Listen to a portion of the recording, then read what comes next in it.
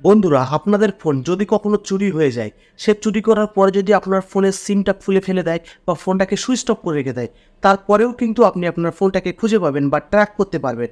একটি সেটিং আপনাকে অন করে রাখতে হবে।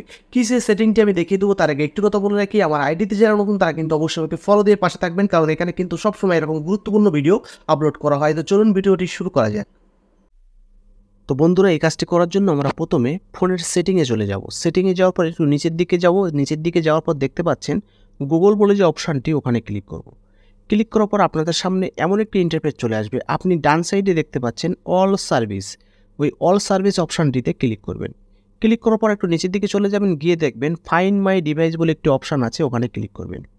ক্লিক করার পরে দ্বিতীয় নম্বরে দেখতে পাচ্ছেন ফাইন্ড ইওর অফলাইন ডিভাইস, ওই অপশানটিতে ক্লিক করবেন।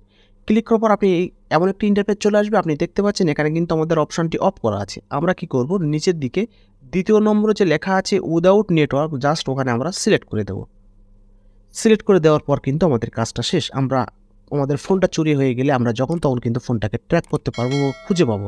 তো ভিডিওটি কেমন লাগলো অবশ্যই কিন্তু কমেন্টে জানাবেন, এবং আমার আইডিতে যারা নতুন তারা অবশ্যই আমাকে ফলো দিয়ে পাশে রাখবেন এবং ভিডিওটি শেয়ার করে দেবেন যাতে অন্যরাও কিন্তু শিখতে পারে।